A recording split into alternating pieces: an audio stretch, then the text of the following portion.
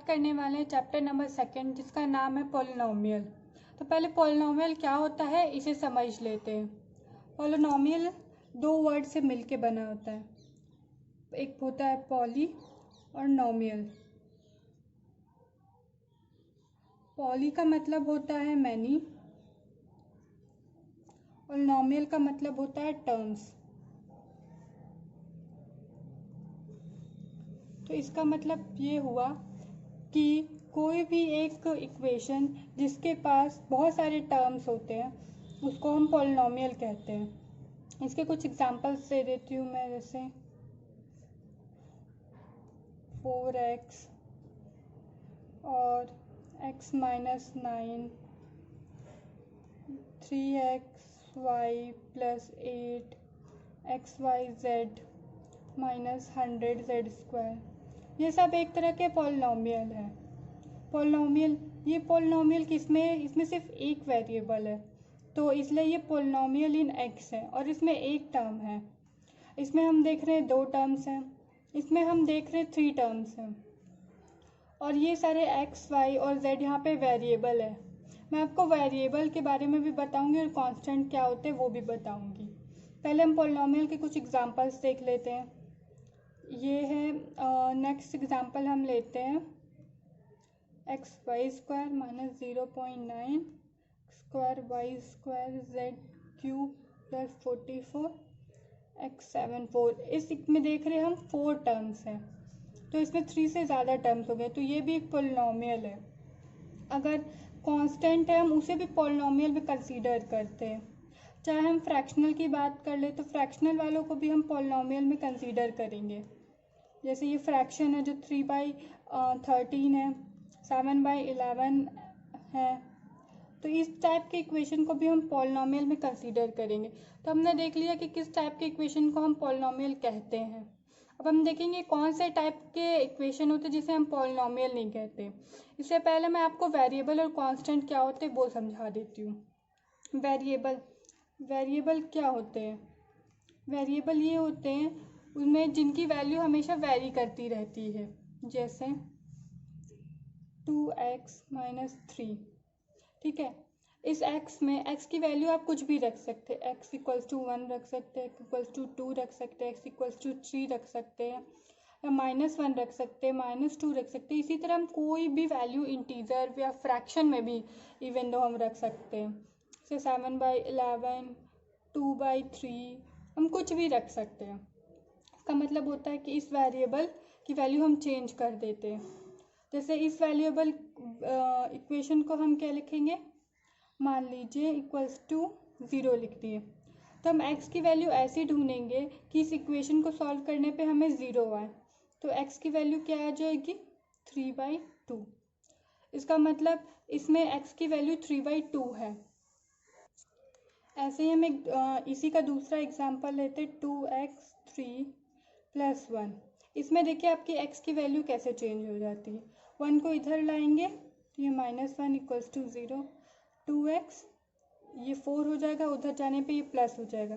तो x की value यहाँ क्या आ रही है, 2, और यहाँ क्या x की वैल्यू आ रही है। तो हम देख रहे हैं कि यहाँ हम x की वैल्यू चेंज हो रही है गिवन कंडीशन की पर, लेकिन ये जो 2 और 3 हैं ये कांस्टेंट है क्योंकि इनकी वैल्यू चेंज नहीं हो रही है, लेकिन जो हमारा x है वो चेंज हो रहा है कंडीशन के साथ साथ। तो ये डिफरेंस है वेरिएबल और कांस्टेंट्स में। तो चलिए आप देख लेते हैं कौन से जो इक्वेशंस है या कौन से टर्म्स है जिनको हम नॉन पॉलिनोमियल कहते हैं। तो नॉन पॉलिनोमियल टर्म्स को भी देखते हैं हम।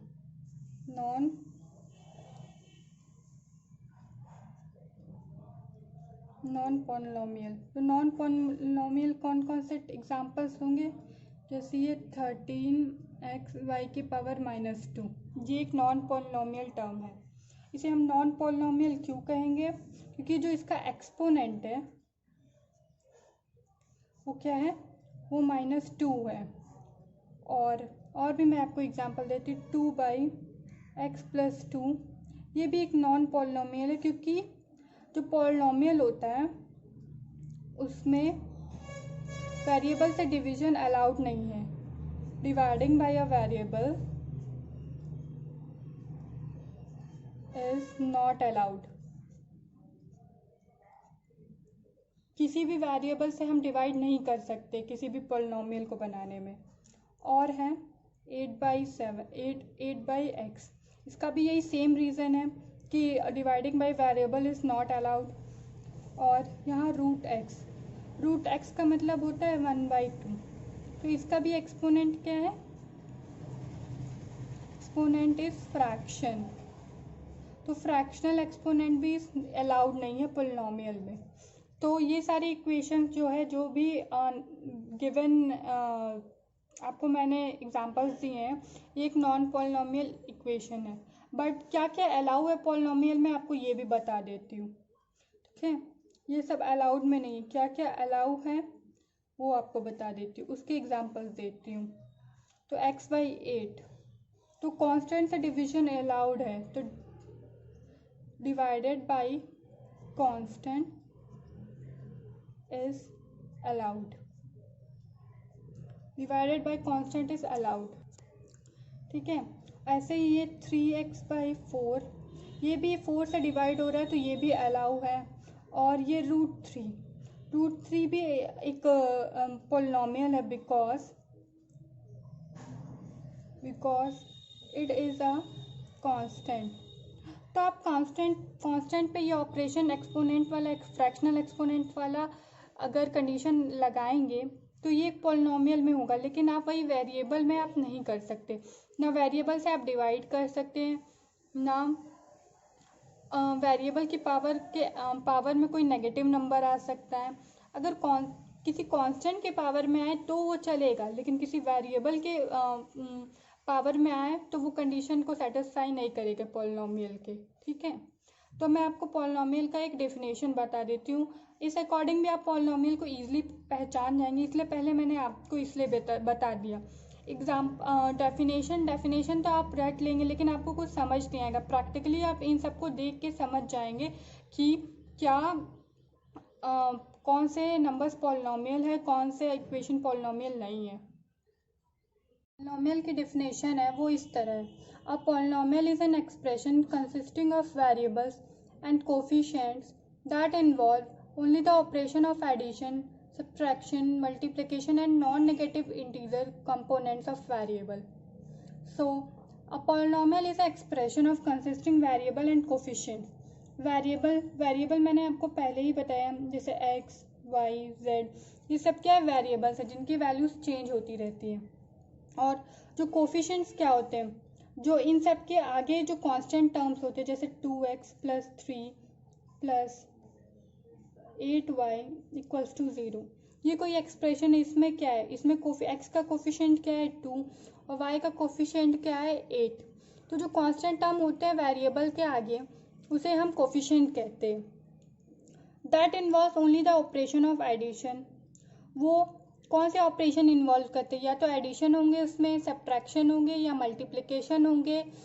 And non negative integer exponents of variable, और जो एक्सपोनेंट होगा मतलब जो नॉन नेगेटिव वेरिएबल होगा उसके जो एक्सपोनेंट्स होंगे वो नॉन नेगेटिव होंगे सिर्फ, या तो वो x⁻² हो सकता है, x⁻3, x⁻100, x⁻1000, कुछ भी हो सकता है, लेकिन ये नॉन नेगेटिव इंटीजर रहेगा, बस ये कंडीशन है।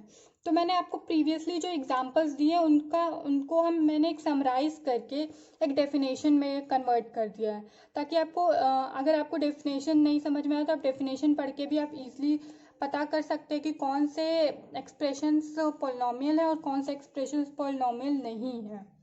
तो मैं आपको कुछ स्पेशल टाइप्स के पॉलिनॉमियल बता देती हूँ, जैसे क्या कुछ पॉलिनॉमियल्स हैं जिनको हम नाम देते हैं, जैसे अगर ये 2xy², इसमें क्या है, सिर्फ एक ही टर्म है, तो इसके पास कितना है 1 टर्म,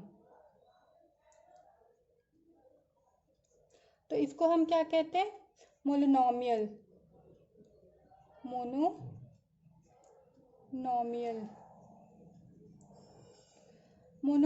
कहते हैं इसे। और अगर इसमें 5x + 1 है, मतलब ये क्या कर रहा है, 2 टर्म्स को कंसिस्ट कर रहा है, तो इसे हम क्या कहते हैं, बाइनॉमियल कहते हैं। इसे मोनोमियल कहते हैं, ठीक है। और अगर कोई 3x plus 5y square minus 3, इसमें क्या है, 3 टर्म्स है, इसे हम कहेंगे ट्राइनोमियल। तो ये कुछ स्पेशल बाइनोमियल्स मतलब पोलिनोमियल्स है जिनको हम नाम देते हैं। अगर एक टर्म है तो उसे मोनोमियल कहते हैं, 2 टर्म्स है तो बाइनोमियल कहते हैं, और 3 टर्म्स है तो ट्राइनोमियल कहते हैं, और 3 से अगर ज़्यादा है तो हम सिंपली उसे बाइनोमियल्स कह सकते हैं। चलिए अब बता देते हैं कि डिग्री क्या होता है। डिग्री अब हमने डिस्कस कर लेते हैं। Degree, what is degree of polynomial.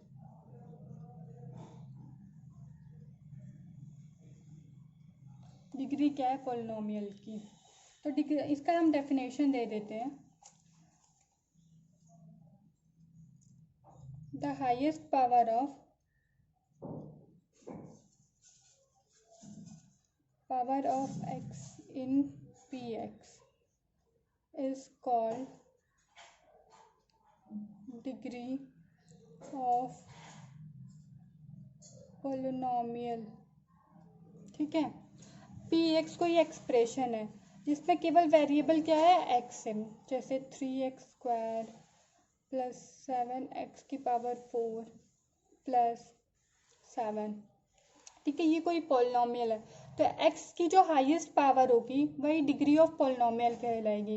यहाँ x की पावर 2 है, यहाँ x की पावर 4 है, और यहाँ x नहीं है, मतलब x की पावर 0 भी हम बोल सकते हैं, तो हम x की पावर 0 भी लिख सकते हैं। तो हाईएस्ट कितना है, 4 है, तो डिग्री ऑफ दिस पॉलिनोमियल कितनी हो जाएगी, 4 हो जाएगी। एक दो एग्जांपल और देख लेते हैं ताकि आपको ये चीज़ क्लियर हो जाए, ठीक है।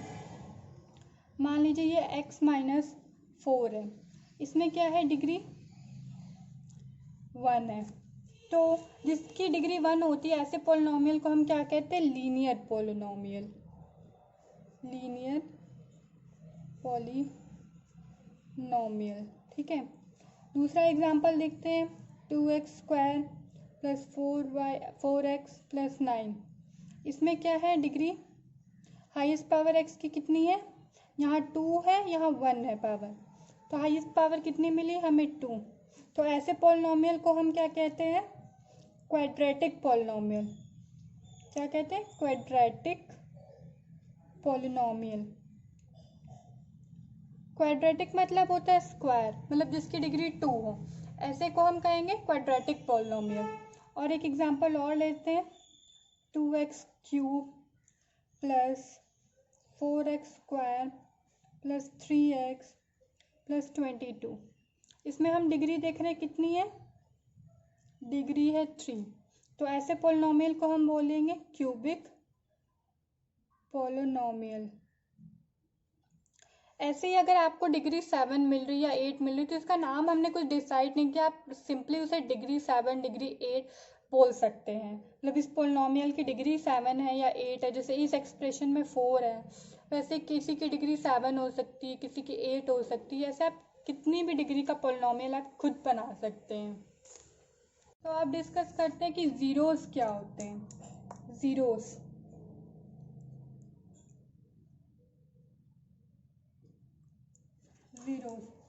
जीरोस क्या होते हैं, मान लीजिए हम पी एक्स कोई एक्सप्रेशन लिखते हैं, x square plus 3x plus 2, और यहाँ हम x की वैल्यू लेते हैं 3, तो P3 की वैल्यू कितनी होगी, 3 स्क्वायर माइनस 3 इंटू 3 प्लस 2, तो ये हो जाएगा 9 माइनस 9 प्लस 2, ये कैंसिल आउट हो जाएगा, तो हमें लास्ट में 2 मिलेगा। अब हम यहाँ पे एक और क्या करते हैं, x की वैल्यू ले लेते हैं 1, ठीक है। इसमें हम ले रहे हैं x की वैल्यू 1, मान लीजिए ले रहे हैं, तो इसमें मिलेगा 1 का square minus 3 into 1 plus 2, 1 minus 3 plus 2, तो हमें यहाँ 0 मिल जा रहा है। एक और वैल्यू लेते हैं x की वैल्यू 2, तो कि p ब्रैकेट में 2 इक्वल्स टू 2 का square minus 3 into 2 plus 2, 4 minus 6 plus 2, ये भी 0 आ रहा है। तो हमने देखा कि अगर हमने p की वैल्यू 3 ली तो हमें कोई ना कोई लास्ट में टर्म्स बच रहे हैं, लेकिन जब हमने x की वैल्यू 1 या x की वैल्यू 2 ली तो हमें लास्ट में 0 मिल रहे हैं। तो हम ज़ीरो उस कहेंगे उस एक्सप्रेशन में x की वैल्यू, कौन सी x की वैल्यू रखने पे हमें लास्ट में आउटपुट 0 मिल रहा है, उन वैल्यूज़ को हम 0 कहेंगे। ठीक है, एक बार और मैं आपको बता देती हूँ कि जो इक्वेशन है, गिवन इक्वेशन है, उसमें उस वेरिएबल, यहाँ वेरिएबल x है इसलिए मैं यहाँ x की बात कर रही हूँ, x की ऐसी वैल्यू जो गिवन इक्वेशन है उसकी जो लास्ट की वैल्यू वो 0 ले आ दे, ऐसी वैल्यूज़ को हम क्या कहेंगे, ज़ीरोज़ कहेंगे। तो इस इक्वेशन की जो ज़ीरोज़ कौन कौन से हैं, 1 एंड 2 है, क्योंकि 1 और 2 को इस इक्वेशन में रखने पे हमें लास्ट में 2 मिल रहा है, लेकिन 3 रखने पे हमें नहीं मिल रहा है। ऐसे ही अगर आप 4, 5, 6 कोई भी नेगेटिव में भी कोई लेंगे तो आपको ऐसी कोई वैल्यूज़ और नहीं मिलेगी जिसके लिए जो एक्सप्रेशन है उसकी वैल्यू 0 हो जाएंगी। तो हम क्या लिखेंगे, hence zeros of this equation is 1 and 2। चलिए अब इसका ग्राफिकल रिप्रेजेंटेशन देखते हैं तो हमें पता चलेगा कि ये ग्राफिकली हमें क्या बताता है। तो इसके लिए हम एक एग्जांपल लेते हैं। एग्जांपल हमने लेते हैं 2x + 3। ठीक है, ये एग्जांपल लेते हैं। यहाँ हम इसको y से डिनोट करते हैं। तो हम एक टेबल बना लेते हैं x और y का। अगर मान लीजिए हम x की वैल्यू लेते हैं -2, तो y की वैल्यू क्या आ जाएगी, 2 × -2 + 3, तो ये -4 + 3 -1 आएगी, तो यहाँ -1 लिखते हैं। अब हम x की वैल्यू लेते हैं 2, तो y की वैल्यू कितनी आएगी, 4 + 3 7 आएगी, तो यहाँ 7 लिख लेते हैं। अब इसका हम ग्राफिकल रिप्रेजेंटेशन देखते हैं कि ये हमें ग्राफिकली क्या बता रहे हैं। तो इसको हम ग्राफ पेपर पे करेंगे।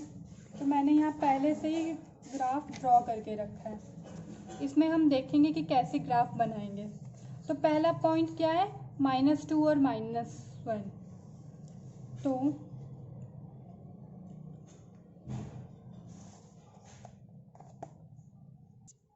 -2 और -1 क्या आएगा, -2 और -1, ये वाला पॉइंट यहाँ होगा।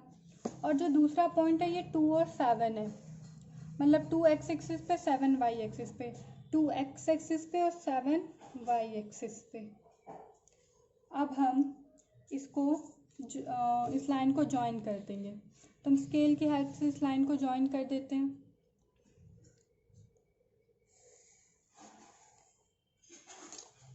तो ये जो पॉइंट है, ये हमें कुछ पॉइंट मिलेगा -3/2, 0। ये पॉइंट कैसे मिलेगा, आप देखिए, जैसे 3 को 2 से डिवाइड करेंगे तो हमें क्या मिलेगा, यही मैं आपको करके दिखा देती हूँ, मैं आपको यहाँ करके दिखाती हूँ। 3/2 जब हम इसको करेंगे तो हमें क्या मिलेगा, 1.5 मिलेगा। और हम इसमें भी देख रहे हैं कि यहाँ जो है हमें यहाँ मिल रहा है, ये एक 1.5 का फॉर्म है और जो नेगेटिव में है, इसलिए हम इसको 3/2 लिख सकते हैं। इसको हम 1.5 भी लिख सकते हैं, इसको हम 1.5 भी लिख सकते हैं। तो हम इसको -3/2, 0। अब इसको ऐसे क्यों लिखा है मैं आपको चलिए इसमें बताती हूँ। अगर हमें इस एक्सप्रेशन का अगर ज़ीरोज़ निकालना है तो हमें क्या करना पड़ेगा, जो गिवन इक्वेशन है उसके इक्वल्स टू में 0 रखना पड़ेगा। तो x की वैल्यू यहाँ से हमें 3/2 मिल जाएगी, क्योंकि 3 इधर जाएगा तो नेगेटिव में आएगा और 2 डिवाइड में आ जाएगा। इसीलिए हमने इस ग्राफ में जो पॉइंट है -3/2 से रिप्रेजेंट किया है। तो इसका मतलब क्या होता है कि जो ज़ीरो का ग्राफिकल रिप्रेजेंटेशन है वो हमें क्या बताता है, तो जो ज़ीरोस ऑफ तो क्या बताता है हमें zeros, the point of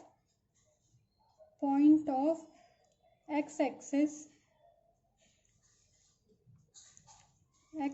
axis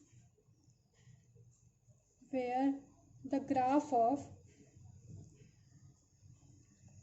given expression, यहाँ पे क्या है वो एक्सप्रेशन 2x + 3 intersects। सो वो एक्स एक्सिस पे एक पॉइंट बताएगा जो ज़ीरोज़ है वो गिवन इक्वेशन का कहाँ वो इंटरसेक्ट कर रहा है। एक्स एक्सिस पे वो कहाँ इंटरसेक्ट करेगा ये हमें ज़ीरो बताएगा किसी भी गिवन एक्सप्रेशन का। तो यही सिंपली मीनिंग होता है ज़ीरो के ग्राफिकल रिप्रेजेंटेशन का। ये हमने एक लीनियर इक्वेशन लिया था, अब हम इसे एक क्वाड्रेटिक इक्वेशन लेते हैं, तो उसका कैसे ग्राफ बनेगा वो मैं भी आपको बताती हूँ। हमें इस चैप्टर में किसी ग्राफ का यूज़ नहीं करना है, बट आप समझ लीजिए कि इसके ग्राफ कैसे बनेंगे। तो मैं एक जनरल क्वाड्रेटिक इक्वेशन लिख रही हूँ ये। तो अगर ए की वैल्यू अगर ग्रेटर देन ज़ीरो है तो इसका ग्राफ पता है ऐसे बनेगा। किसी भी जो ग्राफ होगा, जैसे ये ग्राफ ले लिया तो इसका ग्राफ ऐसे बनेगा, वो ग्राफ ऐसे बन सकता है, वो ग्राफ ऐसे बन सकता है, वो ग्राफ ऐसे बन सकता है, इसमें से वो ग्राफ ऐसे भी बन सकता है, ऐसे या किसी भी कोऑर्डिनेट में वो ग्राफ बन सकते हैं, लेकिन हमेशा जो ग्राफ बनेगा वो यू के शेप में बनेगा। वही अगर इसी एक्सप्रेशन को हम दोबारा ले लेते हैं, अगर ए की वैल्यू लेस देन ज़ीरो होगी तो इसका ग्राफ ऐसे उल्टा बनेगा, ये पैराबोलिक शेप में बनेगा और ये हाइपरबोला शेप में बनेगा। इसका ग्राफ ऐसे बन सकता है, ऐसे बन सकता है, या ऊपर भी बन सकता है, फिर ऐसे किसी भी कोऑर्डिनेट पे बन सकता है, इस कोऑर्डिनेट में भी, इस कोऑर्डिनेट में भी, इस कोऑर्डिनेट में, किसी भी कोऑर्डिनेट में भी बन सकता है। तो अगर ये ग्राफ हम देखें तो इसका मतलब क्या होगा, इसमें हमें अगर ज़ीरोस पता करने हो तो इसमें कितने ज़ीरो होंगे, तो हमें देखना पड़ेगा ये जो कर्व है वो एक्स एक्सिस को कितनी बार टच कर रहा है। तो इस केस में हमें क्या दिख रहा है, 2 बार टच कर रहा है, तो ये जो इक्वेशन है इसका जो ज़ीरोस होंगे वो 2 होंगे। इस केस में एक्स एक्सिस को एक भी बार टच नहीं कर रहा है, वाई एक्सिस को कर रहा है लेकिन एक्स एक्सिस को नहीं टच कर रहा है, तो इसमें हमारा ज़ीरोस क्या होंगे, 0। इसमें भी हमारे ज़ीरो होंगे क्योंकि ये एक्स एक्सिस को कहीं नहीं टच कर रहा है, और इसमें भी हमारा 0 होंगे। वैसे ही सेम इसमें भी, इसमें 2 जगह टच कर रहा है तो यहाँ 2 होगा, इसमें एक भी जगह टच नहीं कर रहा है तो ये 0, ये 0 और ये भी 0। तो हमने देखा कि कैसे हम सिंपली बस ग्राफ प्लॉट करके ये बता सकते हैं कि कोई भी गिवन एक्सप्रेशन है उसके कितने ज़ीरोज़ होंगे। तो जो हमारा एक्सरसाइज 1.1 है वो सिंपली यही है, हमें ये डायग्राम देख के बताना है, मतलब ग्राफ देख के बताना है कि जो गिवन एक्सप्रेशन है उसके कितने ज़ीरोस हैं। सो आप समझ गए होंगे कि कैसे हम देखेंगे जो ग्राफ है वो एक्स एक्सिस को कितनी बार टच कर रहा है, इससे हम पता लगा देंगे कि उस इक्वेशन के कितने ज़ीरोस हैं। तो चलिए नेक्स्ट एक्सरसाइज पे चलते हैं हम लोग। तो ये एक्सरसाइज 2.1 उसका क्वेश्चन नंबर 1 है, मतलब उसमें एक ही क्वेश्चन दिए हुए हैं। तो ये जो क्वेश्चन है इसमें क्या बोला है कि ये ग्राफ दिए हुए हैं, कोई एक्सप्रेशन है y equals to P X का, और पी एक्स क्या है, पॉलिनोमियल है। तो हमें ग्राफ देख के ये पता करना है कि उसके नंबर ऑफ ज़ीरोस कितने होंगे, सिर्फ ग्राफ देख के हमें ये पता करना है। तो हम कैसे पता करेंगे कि कितनी बार वो जो कर्व है वो एक्स एक्सिस को कट कर रहा है, उससे पता चलेंगे हम नंबर ऑफ ज़ीरोस कितने हैं। तो पहले में देख लेते हैं कि ये एक्स एक्सिस को कहीं भी कट नहीं कर रहा है, ये वाई एक्सिस को कट कर रहा है, तो इसका मतलब इसके नंबर ऑफ ज़ीरो कितने होंगे, 0 ही होंगे।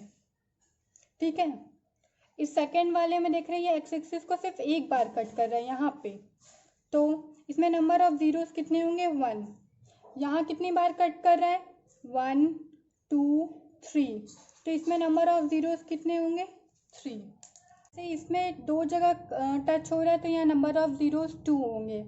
यहाँ 1 2 3 एंड 4 जगह टच हो रहा है तो इसमें नंबर ऑफ ज़ीरोस 4 होंगे। यहाँ 1 2 एंड 3 हो रहा है तो यहाँ नंबर ऑफ ज़ीरोस कितने होंगे, 3 होंगे। तो इसी के साथ ये आपका एक्सरसाइज ख़त्म होता है। मैं आपको नेक्स्ट लेक्चर में नेक्स्ट एक्सरसाइज पढ़ाऊँगी।